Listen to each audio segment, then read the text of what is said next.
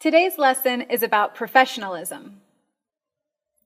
Here's an agenda of the topics we'll cover today. First, we'll address the importance of professionalism and why we're spending time in this session discussing it. Next, we'll talk about the different ways we communicate and what avenues we use to communicate with each other. This includes written, verbal, and online communication. Why are we spending time talking about professional communication? First, all forms of communication are a reflection on your character. Second, making a good first impression is extremely important when securing an internship, applying for a job, and generally interacting with other professionals such as advisors, faculty members, instructors, etc. Often, written communication is the first contact you have with another professional, so knowing how to write a professional email is vital to your success. Third, being cognizant of your tone of voice and your tone in an email is critical. You need to be aware of not only what you say, but how you say it. Another reason to always be aware of your behavior is the fact that you never know who's watching. Your friends, family, peers, instructors, advisors, coaches, bosses, etc. are all observing your behavior, including your online actions. It's important to act professional at all times so you don't hinder your opportunities or hurt your reputation through a careless Facebook post, silly picture, or an emotionally charged email. These are reasons why professionalism is important. Obviously, there are several ways of communicating, both verbally and non-verbally, in our professional lives. We are going to focus on written, verbal, and online communication. Email is one of the primary forms of communication for students with advisors, instructors, other university officials, and employers. We will spend time during this session to review helpful tips when observing proper email etiquette. Verbal communication is often used in professional settings. Speaking respectfully and courteously during academic advising appointments, phone conversations, and voicemail messages reflects your professional character. Additionally, your online profile has become a very important part of your professional life. Conducting yourself admirably when using social networking sites like Facebook, Twitter, and LinkedIn will be important when applying for jobs. Carmen, OSU's online learning management system, is also a venue you'll use while taking classes. Students have to post messages, participate in discussions, and submit papers and assignments using Carmen. This is another portal through which your communication must remain professional and polished. Let's take the next several minutes to review rules of email etiquette and how to write professional communication. Today, email tends to be used as students' primary form of communication. Observing the rules surrounding email etiquette will be important for you. Professors and advisors have many students, and your emails may be their first or only impression regarding your character. Let's review some general tips when writing emails and learn how to observe proper email etiquette no matter who you are writing to. First, you need to be concise and to the point. Avoid making an email longer than it needs to be and using long, run-on sentences. A long email can be discouraging to read, so the more concise you can be, the more likely you are to get a quick response. Additionally, if your email is longer than 1 to 2 paragraphs, that is an indicator that email is no longer an appropriate way to communicate your questions, and you most likely need to meet with that person face-to-face to get questions answered. Second, use proper spelling, grammar, and punctuation. I know this may seem like an elementary school lesson, but it's a necessary reminder. Spell check is your friend, so be sure that helpful tool is enabled when you're typing a message to someone. Be sure to read through your email before you send it as well. Even though you may believe an email is less formal than a formal paper or assignment for class, it doesn't mean you can forget everything you learned in English class. Next, don't write as if you are texting. Abbreviations, emoticons, etc. are inappropriate in a professional email. Remember, we're using everything we learned from our elementary school English class. This means grammar, spelling, and punctuation need to be used throughout the entirety of your written communication. Even though you may be LOLing, your professor or advisor may not know what this means.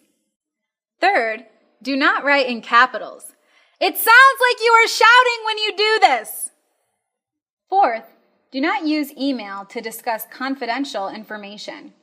Sending an email is like sending a postcard. If you don't want your email to be displayed on a bulletin board, don't send it. Email is an official document. It can be printed and kept in your file indefinitely, so understand that anything that you're putting out there can be remembered and seen again. Fifth, avoid using words like urgent, important, and ASAP in your subject line or body of your email. Advisors and professors receive many emails. They will address yours as quickly as they can. Typically, emails are answered in the order they are received. Now, let's transition to talking about emails sent to academic advisors specifically. First, response time is important. Students must allow a reasonable amount of time for a reply to their email. A reasonable amount of time is a minimum of 24 to 48 hours after the initial email was sent. Sending the same email or a follow-up "Did you get my email?"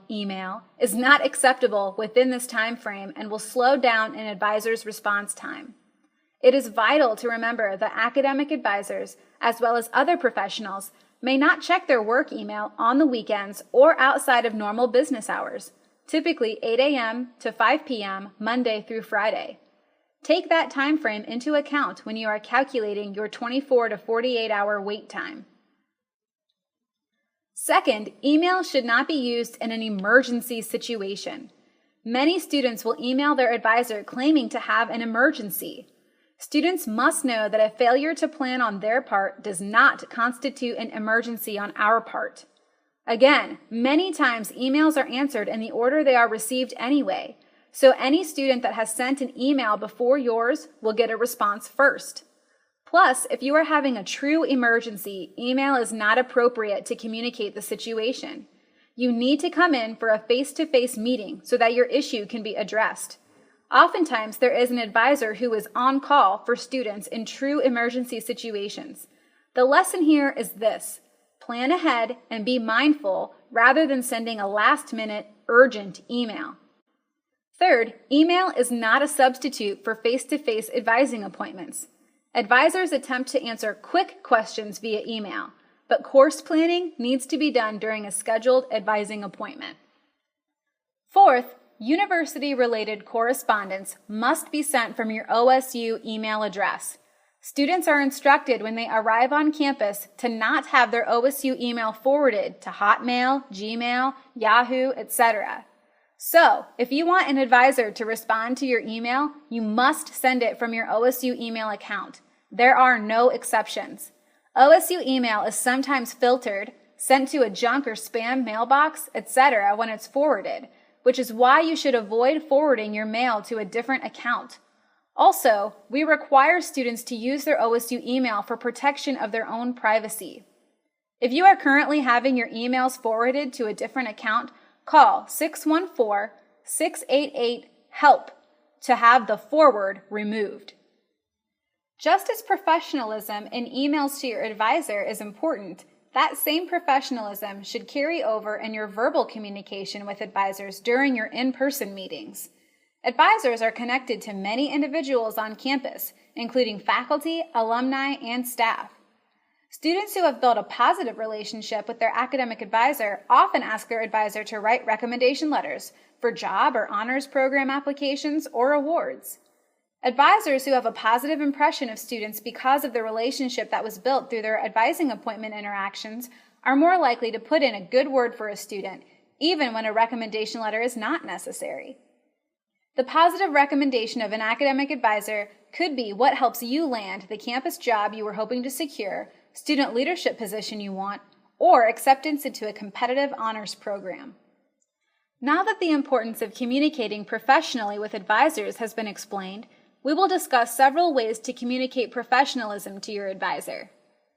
The first way to be professional is to be punctual. Arrive to appointments early so that you have time to check in at the front desk upon arrival. Early arrival will also ensure maximum appointment time to have questions answered. Just like you would call to cancel a doctor's appointment, make sure to call if you need to cancel or reschedule your appointment with an advisor. Calling to cancel an appointment is more respectful than simply not showing up because it will prevent the advisor from doing other activities as they wait for your arrival. Another way to demonstrate professionalism when meeting with an advisor is to come to meetings prepared, and this lesson will serve you well in your future career. Bring paper and a pen so that you can take notes in your appointment.